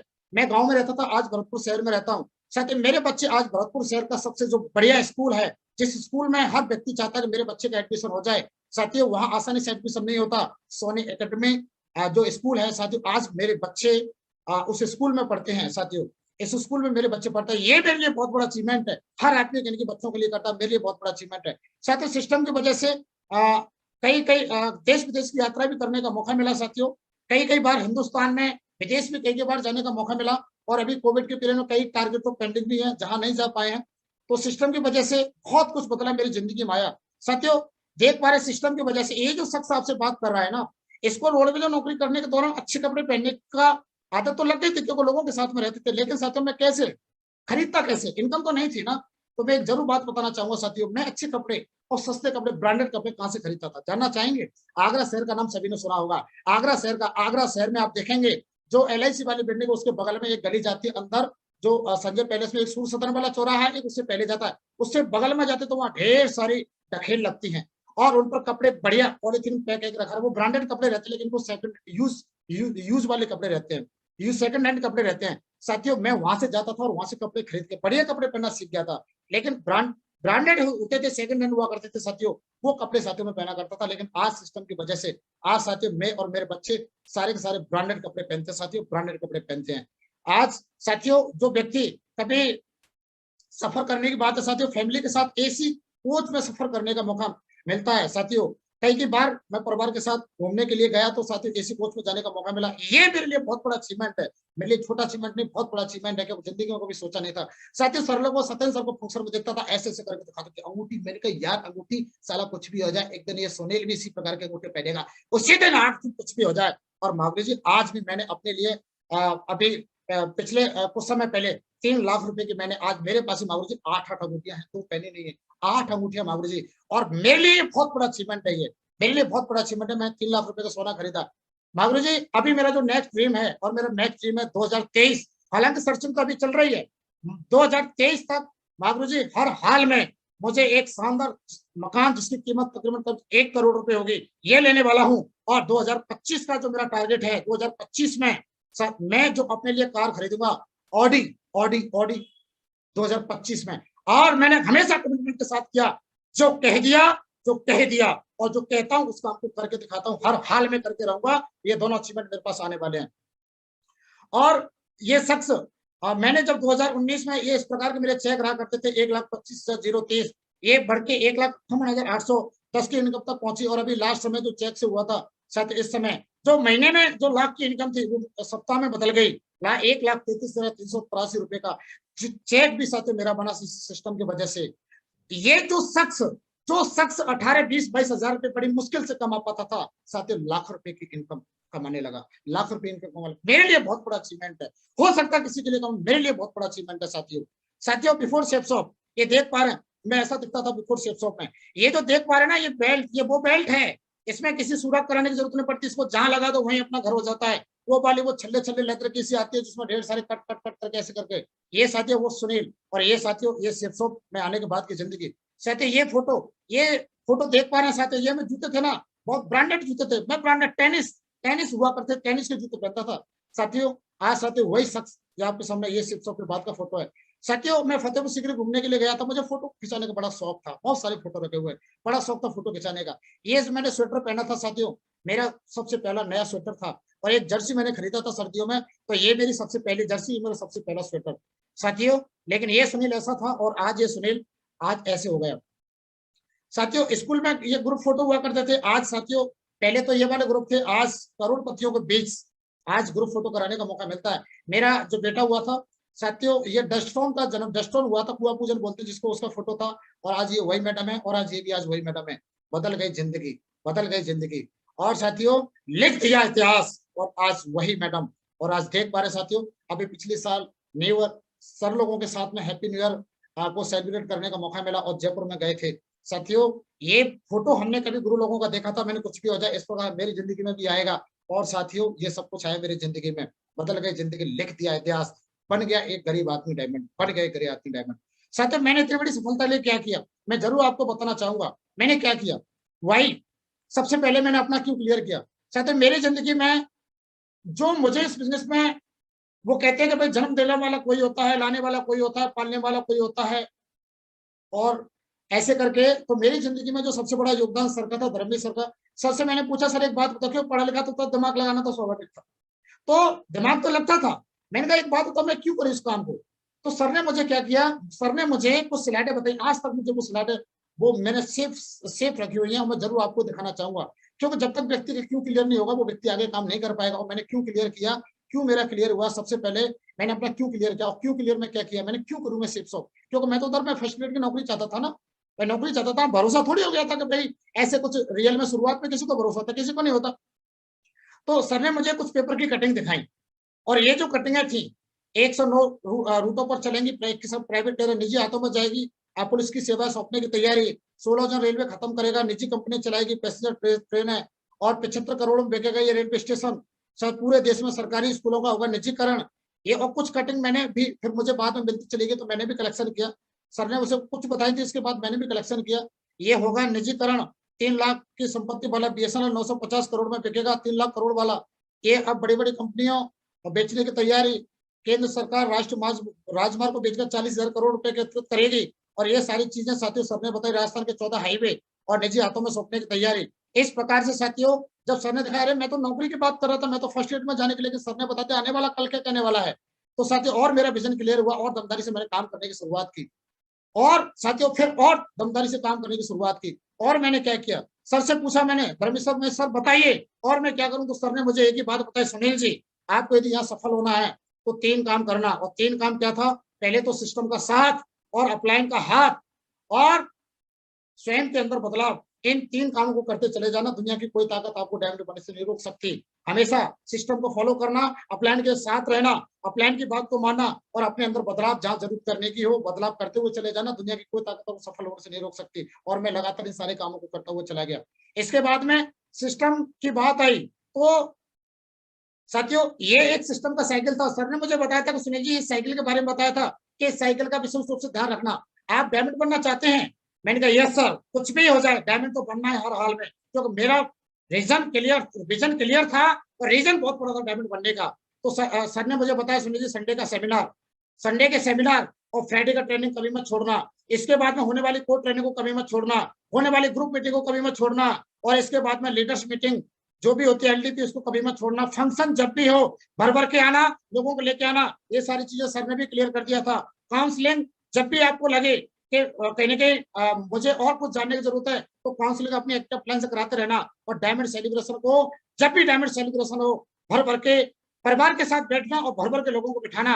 और दिशा ट्रेनिंग, जिंदगी बदलने वाली ट्रेनिंग, ये साइकिल बताया, और ये पूरा साइकिल 1 साल का था। सुनो जी, ये साइकिल में से एक भी पॉइंट निकल गया तो ऐसे मान के चलिए कि पूरी साइकिल में से यदि एक तार निकल जाए तो आने वाले समय में पूरा पहिया डैमेज हो जाएगा। इनमें से यदि एक भी एक्टिविटी छूटती है तो आपका पहिया पूरा डैमेज हो जाएगा।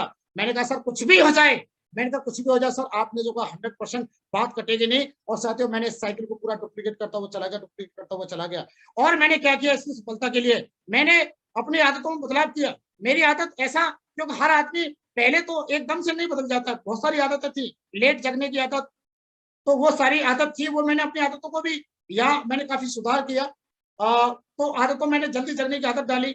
मैंने साथियों और भी बहुत सारी आदतें थी शुरुआत में, क्योंकि मैं ऐसे फील्ड में चला गया था, तो पत्रकारिता लाइन में आ गया था, थोड़ा सा प्राउड भी हो जाता था हर आदमी से नेगेटिव चीजों पर ज्यादा फोकस करना, नेगेटिव चीजों फोकस किया करता था पत्रकारिता लाइन में। तो इन चीजों पर भी मैंने फोकस करता हुआ मतलब यहाँ मैंने अपने आप को पॉजिटिव रखा, हमेशा अच्छा बोलता था, हमेशा मतलब मैंने बहुत सारे अपना चेंज किए। पहले हमेशा, क्योंकि पत्रकार लाइन में हमेशा एक डाउट करना, नेगेटिव चीजों को फोकस करना, हर किसी पर डाउट करना, सबकी आदत निगाह से देखना, ये सारी चीजें मेरे अंदर हुआ करती थी।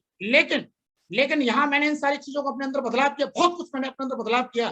जहां सर जैसे जैसे मुझे इशारे में बताते चले जाते थे, इशारे में बताते चले जाते थे, तो मैंने साथियों बदलाव। सर ने कभी भी मुझे, धर्मवीर सर ने मुझे डायरेक्ट भी नहीं कहा कि सुनील जी आपको ये बदलना है। सर का एक तरीका मुझे बहुत अच्छा लगता था, जब मुझे लगता है कि सर को मुझे कुछ सिखाना है, सर मेरे से एक ही बात बोलते थे, सुनील जी जब भी किसी काम को कहलवाना है, सुनील जी मुझे आप पर पूरा भरोसा है, आप ये काम कर सकते हो, और यदि आप अपनी पे आ जाओ ना तो बहुत बड़ा काम करके दिखाओगे। तो मुझे समझ में आ जाता था तो कुछ मेरे से गलती हो रही है, कुछ ना कुछ मेरे से गलती हो रही है, और मैं उसको सुधार के करता हुआ चला गया, और साथियों फॉलो करता हुआ चला गया, और आज आपके कहने के बीच में उपस्थित हूँ। मैंने अपना गुरु बनाया साथियों। गुरु ऐसा होता है, जब तक आप गुरु नहीं बनाएंगे आपका बड़ा काम नहीं हो पाएगा साथियों। इस बिजनेस में गुरु तो हर कोई बनना चाहता, लेकिन चेला कोई नहीं बनना चाहता। अरे एक अच्छा चेला पहले बन पाओगे तो एक दिन आप अच्छे गुरु भी बनोगे। तो साथ मैंने अपने जो गुरु बनाए और जिनके साथ मिलकर मैंने काम किया, मेरे गृह गुरु परम आदरणीय सम्मानीय चरणों में चरण वंदन करना चाहूंगा ग्रेट गुरु धर्मवीर सर के लिए। सर को मैंने गुरु बनाया। आज माँ बाप की बात तो कर सकती है, लेकिन सर की बात नहीं कर सकती। सर जिस बात को बोलेंगे 100%, जहां भी बोलेंगे, जब भी बोलेंगे, ये सुनील 100% उस काम को करता है, कभी भी किंतु परंतु नहीं लगाता। जो भी सिस्टम जो सर ने कहा, बस जब भी कहते हैं सर 100% उस काम को मैंने किया। अरे बहुत सारे लोग गुरु बनाते हैं, गुरु पर डाउट करते हैं, सब करते हैं। अरे कहते बिना गुरु के, जो जिसका गुरु नहीं होता निग्रह कहा जाता है, जिसका गुरु नहीं होता निग्रह कहा जाता है। अरे रावण भी थे, रावण के भी गुरु हुआ करते भाई साहब, राक्षस भी थे, उनके भी गुरु हुआ करते थे, शंकराचार्य शुक्राचार्य जी, उनके भी गुरु हुआ करते थे। तो साथियों गुरु तो हर व्यक्ति का होता है। जो नारद जी थे उनके कोई गुरु नहीं थे, नारद जी के गुरु नहीं थे। तो एक बार भगवान जी के पास गए, और भगवान जी के पास जाने के बाद में वो गए तो भगवान जी ने बड़ा उनका आशीर्वाद किया, बड़ा सत्कार किया। और जैसे वहां से वो आए तो भगवान जी ने लक्ष्मी जी से बोला इनकी जो जगह है गोबर से साफ कर देना। और ये बात जैसे वो जा रहे थे तो नारद जी ने सुन ली। नारद जी वापस आए कि प्रभु आते समय इतना सम्मान और जाते समय मैं कुछ समझा नहीं। उन्होंने बोला नारद जी आप आए थे उस समय आपका वेलकम हुआ था, वो आपका नहीं, आपके ज्ञान का हुआ था, क्योंकि आप ज्ञानी हैं। और आप जा रहे हैं तो ये आपके साथ इसलिए हो रहा है क्योंकि आपका कोई गुरु नहीं है। और जिसका कोई गुरु नहीं होता उस व्यक्ति के जहां पर भी बैठ जाता है वो जगह अपवित्र हो जाती है। तो साथियों उन्होंने एक मछुआरे को उन्होंने अपना गुरु बनाया था, नारद जी ने मछुआरे को गुरु बनाया। तो साथियों गुरु बनाना बहुत जरूरी है, और गुरु पर डाउट मत करना कभी भी, गुरु बनाना बहुत जरूरी है। साथियों जिनसे मैंने गुरु बनाया, जोड़ी बनाई, उनसे मैंने जोड़ी भी बनाई, और मिलकर मैंने ईमानदारी से काम किया। कुछ लोग जोड़ी तो बनाते हैं, लेकिन जोड़ी सिर्फ ऊपर बनाते हैं, नीचे नहीं बनाते, या नीचे बनाते हैं ऊपर नहीं बनाते। अरे पूछा जाए अपने आप से पूछो, किसी से मत पूछो कि आपके ऊपर किसके साथ जोड़ी है और नीचे किसके साथ जोड़ी है। साथियों जोड़ियां इतिहास लिखते हैं, जोड़ियां सफल रहती है, और मिलकर काम करोगे तभी बड़ा काम हो पाता है। साथियों जोड़ी बनाना बहुत जरूरी है। मैंने जोड़ी बना के काम किया, हमेशा जोड़ी बना के काम किया। और जोड़ी मैंने ऊपर प्लान से भी बनाई, जोड़ी मैंने टीम से भी बनाई। जो मेरे रेड क्लब साथी मिस्टर सोमवीर जी, राजेंद्र प्रसाद जी और यशपाल जी, सर लोगों के साथ मैंने जोड़ी बनाई और दमदारी से काम किया। और काम करते साथियों आज मैं यहाँ आपके बीच में मौजूद हूँ। साथियों और मैंने क्या किया इसमें सफलता के लिए कुछ बातें हैं, और अभी 2-4 मिनट में खत्म करेंगे मैं अपनी वाणी को। कमिटमेंट के साथ मैंने काम किया, अपने आप से मैंने बहुत सारे कमिटमेंट किए। जिन कमिटमेंट, क्योंकि विजन तो मेरा क्लियर था, अपने आप से कमिटमेंट किए। और कमिटमेंट क्या था, बर्थडे पार्टी, जैसे लोग जन्मदिन वगैरह मनाते हैं ना साथियों, जन्मदिन वगैरह मैं जन्मदिन तो खैर था क्या, जन्मदिन तो सिर्फ सुना करते थे, जन्मदिन मनाना तो दूर की बात है, लेकिन सिस्टम में आगे सीख गए थे जन्मदिन वगैरह। लेकिन साथियों मैं एक बात बता दूं आपको साथियों, मैंने किसी भी जन्मदिन को, हमेशा बर्थडे को, बच्चे का जन्मदिन, बेटी का जन्मदिन, साथियों मैंने किसी भी जन्मदिन को नहीं बनाया। मैंने किसी मैं जब भी अक्सर करके मेरा जो बच्चों का जन्म, 4 बच्चे मेरे पास में, 2 बेटी और 2 बेटे, 4 हैं मेरे पास में, और जल्दी जल्दी आ जाते हैं। आपको पता है जन्मदिन 4 हैं तो आ जाएंगे।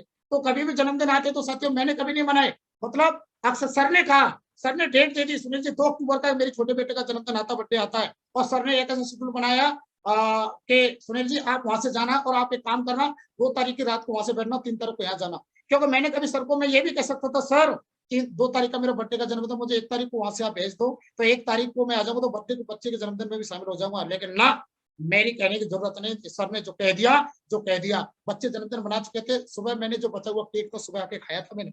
और भी साथियों बच्चे कहते थे पापा कभी तो हमारे साथ जन्मदिन मना करो। मैंने कहा बेटा कुछ भी हो जाए, एक दिन जन्मदिन ऐसे नहीं बेटा, होटल में मनाया करेंगे। तो साथियों मैंने जन्मदिन, मैं खुद का भी मेरा जन्मदिन मना तो कहने के मेरा फील्ड में रहता था, 25 जुलाई का जन्मदिन फील्ड में रहता था। और साथियों अपना भी जन्मदिन सिर्फ शॉप में आगे बनाना सीखा। साथियों मैरिज पार्टी मैंने कमिटमेंट किया था, कुछ भी हो जाए, जब तक सिर्फ ताजपोशी नहीं होगी, जब तक मैं किसी भी शादी को अटेंड नहीं करूंगा। क्योंकि साथियों समय खराब होता है, समझ में आ चुका था। मैंने साथियों कमिटमेंट किया, और आज भी अभी ताजपोशी नहीं हुई है, अभी सेलिब्रेशन नहीं हुआ है, आज तक मुझे कोई भी शख्स बता दो कि मैं किसी शादी में नहीं, किसी शादी में नहीं गया। हाँ सिस्टम के रिगार्डिंग कोई शादी उसमें जरूर गया, क्योंकि वो सिस्टम की थी, लेकिन वैसे मैं किसी प्राइवेट किसी शादी में ना गया। लोग भूल ही चुके थे रिश्तेदार वगैरह के, यार ये व्यक्ति तो आएगा नहीं, इसको कार्ड वर्ड देना, मतलब इसका तो भेजो, फिर घर वालों के नाम से भेजने लगे उस समय के बाद में। कोई किट्टी पार्टी वगैरह मैंने किसी को अटेंड नहीं किया साथियों। कोई भी त्योहार मेरे लिए कोई त्योहार माने नहीं रखता, एक ही विजन था, कुछ भी हो जाए सारा डायमंड बनना, डायमंड बनने के बाद सारे त्योहार घर बनाएंगे। तो कहा जाता है, वो भी नौबर जी एक बात कहते थे, अरे डायमंड की हर आन हर बान निराली होती है, हर दिन ईद और हर रात दिवाली होती है। तो साथियों मेरा कोई भी तो ज्यादातर त्योहार मेरे फील्ड में मना करते थे। साथियों हमेशा अपलाइन को सर का ताज बना के रखा। लोग कहने के तो अपलाइन को ताज बना के रखते हैं, लेकिन साथियों मन से, वचन से, कर्म से ही बना के रखना है, सिर्फ मुंह से नहीं। कहते कुछ हैं और करते कुछ हैं, ऐसा नहीं करना है। अपलाइन को सर का ताज बना के रखा, हमेशा सर की बात को मैंने कभी नहीं काटा।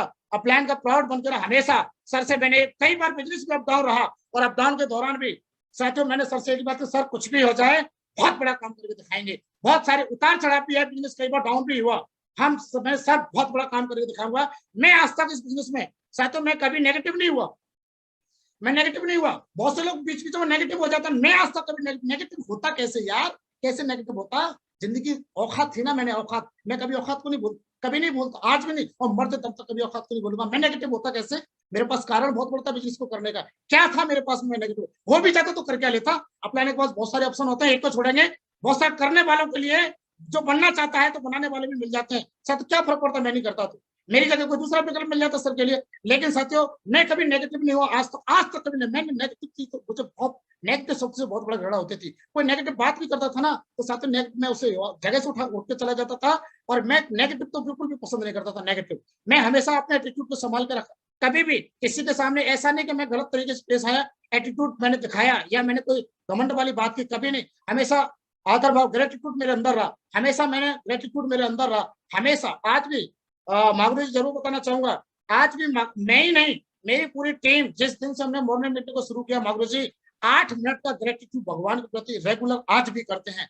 रेगुलर ग्रेटिट्यूड 8 मिनट का भगवान के प्रति लाख लाख धन्यवाद। भगवान सबको मतलब ग्रेटिट्यूड जो होता है वो पूरा ग्रेटिट्यूड 8 मिनट का आज भी रेगुलर करते हैं। 20 महीने से लगातार हम करते चले आ रहे हैं। बहुत बहुत धन्यवाद देना चाहूँ मागरू जी, आपने मॉर्निंग मीटिंग की शुरुआत कराई, हमेशा जिम्मेदारी को लेकर काम किया। साथियों मैंने डे 1 से मेरे जो अपलाइन थे साथियों, मेरे साथ हद से ज्यादा 15 दिन शुरुआत में रहते, क्योंकि मुझे जोड़ा था। जोड़ने के बाद में 2-3-4 की टीम उधर थी। अब मैंने जब काम करना शुरू किया तो एकदम लंबी हो गई। अब लंबी हो गई तो शुरुआत में तो 2 आदमी काम करने वाले मिल जाए तो सामने वाला समझता तो डायमंड बन गया। इसके बाद में मैंने जिम्मेदारी से काम किया। जब वो अपलाइन मेरे प्लान देते थे ना, तो साथियों में बारीकी से देखता था ये कैसे प्लान देते हैं। सर ने मुझे बताया प्लान देना सीखना है तो जब अपलाइन आपका प्लान दे रहा हो ना, बारीकी से सीखना ये कैसे दे रहे हैं, वैसे ही कहने के प्लान देना सीख जाओगे। एक व्यक्ति सच्चा और अच्छा प्लान देना जब सीखता है जब कहने का प्लान दे रहा हो। तो मैंने हमेशा प्लान देकर जिम्मेदारी लेकर मैंने काम किया। पर लेवल पे मैं था, पर लेवल पे मेरे साथ साथियों मेरे जो फंक्शन थे, मेरे खुद के फंक्शन होना शुरू हो गए थे। जहाँ किसी पल से पूछा जाए कितने आएंगे फंक्शन में, 20 लोग, 25 लोग, 30 लोग, अलग मेरे 500-500 लोगों के फंक्शन होना शुरू हो गए थे। मैंने जिम्मेदारी लेकर काम किया। हमेशा मैंने टूल्स का प्रमोशन टीम में किया। टूल्स के बारे में जरूर बताना चाहूंगा महागुरु जी, आज मेरी टीम में कोई भी टूल्स सेल जाती है बिना टूल्स के नहीं जाती। मेरे हर ब्रॉन्ज लीडर के पास में 5 टूल्स का स्टॉक रहता है, हर सिल्वर लीडर के पास में कम से कम 10 टूल्स का स्टॉक रहता है महागुरु जी। आज कोई भी सेल बिना टूल्स के नहीं जाती। और हमेशा रीसेल को साथ लेके काम किया, हमेशा रीसेल को लगातार हम जो भी फंक्शन करते हैं, जो भी हमारी टीम में रीसेल लगातार करने वाले हैं, हम उन लोगों को सम्मान करते हैं ताकि लोगों को और बड़ा एक मोटिवेट होते हैं और लोगों को मोटिवेट करते हैं। तो रीसेल को हमेशा लेके आज घर में भी चाहे हो हल्की हो, बहुत मैक्सिमम जो सामान है सिर्फ सब इस्तेमाल होते हैं। साथ ही कोई चीज खत्म हो जाती है तो चाय बनना बंद हो जाएगा, यदि चाय पत्ती खत्म हो जाएगी तो। हमेशा रीसेल के में खुद यूजर बना और टीम को भी यूजर बनाया। हमारे जो वर्ल्ड क्लास प्रोडक्ट है, आज मैं एक प्रोडक्ट को कह के दूसरे को मैं हर एक प्रोडक्ट एक को कहूं तो दूसरा ऐसा लगेगा भाई सारे के सारे प्रोडक्ट वर्ल्ड क्लास हैं। सुबह जागने से टूथपेस्ट से लेके और रात में सोने तक के जो हमारे प्रोडक्ट है, साथियों ढेर सारे प्रोडक्ट जाओगे, चाय, साबुन, मसाले, ढेर सारे प्रोडक्ट, कपड़े वगैरह, ये सारी चीजें आयुर्वेदिक ढेर सारे प्रोडक्ट हैं हमारे पास मौजूद है महागुरु जी। मैं खुद यूजर बना और टीम को भी यूजर बनाया।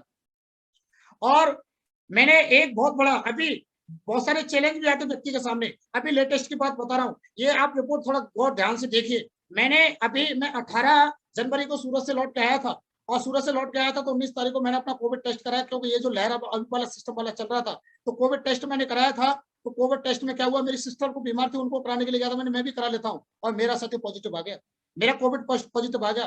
पॉजिटिव होने के बाद में एकदम से कोरोना पॉजिटिव, कोरोना तो नाम ही बड़ा खतरनाक भयानक, सब घर वाले हिल गए, मैं हिल गया, पूरा परिवार हिल गया। ये क्या हुआ, मैं पॉजिटिव आ गया, ये क्या हुआ, सब एकदम से ऐसे होने लगा। मैंने अब क्या होगा, मैं पॉजिटिव आ गया कोरोना, मतलब बहुत सारे विचार था, कुछ नहीं, मतलब तबीयत खराब नहीं थी लेकिन पता नहीं कैसे पॉजिटिव आ गया। अरे कोई ना कोई वायरस तो होगा ही अंदर, तो बड़ा दिमाग खराब हो गया। 7 दिन तक मैंने ट्रीटमेंट लिया, घर में रहा, 7 दिन घर में रहा। फिर इसके बाद में क्या रहा, बड़ा दिक्कत। और इसके बाद फिर क्या हुआ कि फिर मैंने दूसरा जो टेस्ट कराया था, ये मैंने दूसरा टेस्ट कराया था साथियों, जो मैंने 26 तारीख को कराया था, 26 तारीख को उसकी 27 को उसकी रिपोर्ट आई और दूसरी मेरी रिपोर्ट आई थी साथियों, वो भी पॉजिटिव। दिमाग खराब, अब क्या होगा, बिजनेस इतना समय कैसे मेरा तो, क्योंकि मैं तो घर में बैठने वाला आदमी नहीं, मैं हमेशा फील्ड के लिए बनाऊं, मैं कैसे रह पाऊंगा। मैं डॉक्टर साहब के पास गया, मेरे थोड़े परिचित थे वो, मैं अच्छी तरह थोड़ी पहचान थी, तो मैंने पूछा, मैंने ये बात बताई, मैं क्या करूं, मेरा तो सारा धंधा खराब हो जाएगा, मेरा तो सारा बिजनेस डाउन हो जाएगा, मैं कैसे करूं। तो सर ने मुझे बताया, सुनील जी देखिए, आप यदि दूरी बना सकते हैं, हालांकि ये वाला वायरस है जो इतना स्ट्रॉन्ग नहीं है, आप लोगों से दूरी बना सकते हैं, तो आप दूरी बना के रखना, हाथ पाथ किसी से मिलाना मत, मास्क का प्रयोग करना और आप जाके अपना काम कर सकते हैं, कुछ भी हो जाए। साथियों, लोगों के लिए बहाने चाहिए घर में बैठने के लिए। साथियों, मैं घर से निकला और मेरा जो शेड्यूल था 27 जनवरी, किसी टीम को किसी को नहीं पता ये बात, मैं आज पहली बार आपके सामने बता रहा हूँ। 27 जनवरी को साथियों मेरी कोर ट्रेनिंग थी आगरा में, 27, 28, 29 ये मेरे कोर ट्रेनिंग आगरा में की। और साथियों उस समय भी पॉजिटिव था, कोरोना पॉजिटिव। और इसके बाद में नेक्स्ट मेरा शेड्यूल था सवाई माधोपुर में 3 फरवरी से लेके 6 फरवरी का, मैंने वहां पर भी जाके साथियों वहां जाके कोर ट्रेनिंग की। मैं नेगेटिव, मैं कभी ये नहीं हुआ, मैं दिमाग से निकल गया, लेकिन सावधानी रखी और दमदारी से साथियों मैंने सिस्टम को नहीं छोड़ा, मैंने किया, मैंने हमेशा सिस्टम, अपनी नॉलेज को बढ़ाया, सर ने बताया नॉलेज को बढ़ाया, टाइम मैनेजमेंट बुक को पढ़ा, बड़ी सोच का बड़ा जादू, प्रगति सूत्र जीत आपकी, ये 4 किताबें साथियों, एक वो किताब है जिसको टाइम की प्रॉब्लम हो, टाइम मैनेज को जरूर पढ़ना। प्रगति सूत्र ये बुक है साथियों जो कहीं आपकी जिंदगी को बदल देगी। ये बेसिक किताबें हर लीडर को पढ़नी चाहिए, जरूर कहना चाहूंगा मैं। और साथियों ऐसा नहीं, मैं आज भी प्लान देता हूँ, आज भगवत गीता और वो मेरे पास संपूर्ण अनुमान पास में रहती है और आज भी मैं प्लान देता हूँ लगातार। ये साथियों देख पा रहे मेरे प्लान देने के अभी लेटेस्ट कुछ समय के फोटो है ये, तो बहुत बहुत धन्यवाद देना चाहूंगा, अगेन बहुत बहुत धन्यवाद देना चाहूंगा मैं मेरे ग्रेट मेंटर्स, मेरे आदर्श, मेरे भगवान, परम आदरणीय सम्मानीय धर्मी सर, बहुत बहुत धन्यवाद आपके लिए। आज आपने एक गरीब को एक अमीरी की शुरुआत करा दी, और अभी तो अमीरी की क्या शुरुआत, अभी तो अमीरी वाला केवाईसी किया है, अभी तो जिंदगी की शुरुआत है, सारी जिंदगी अभी बाकी है। बहुत बहुत धन्यवाद देना चाहूंगा सर, और अगेन बहुत बहुत धन्यवाद देना चाहूंगा महागुरु जी नरसिंह ग्रेवाल सर, आपके लिए बहुत बहुत धन्यवाद, बहुत बहुत धन्यवाद, बहुत बहुत धन्यवाद, दिल की गहराई से बहुत बहुत धन्यवाद। चरण बंदन करना चाहूंगा, आपने जो बोलने का मौका दिया, बहुत बहुत धन्यवाद सर, बहुत बहुत धन्यवाद। इन्हीं शब्दों के साथ मैं अपनी बाड़ी को विराम देना चाहूंगा, माफी चाहूंगा, थोड़ा सा समय ज्यादा हो गया, लेकिन पहली बार मैंने अपने सारे हालातों को बारे में पहली बार मैंने स्लाइड के माध्यम से शेयर किया है, इसीलिए थोड़ा सा समय लगा महागुरु जी, माफी चाहूंगा और बहुत बहुत thank you tiger, thank you very much, बहुत बहुत शुक्रिया आपका, बहुत बहुत धन्यवाद। मैं चाहता हूं सुनील कुमार सिंह जी के लिए बहुत जोरदार तालियां हो जाए, दमदार वाली, बहुत जोरदार तालियां, शुक्रिया।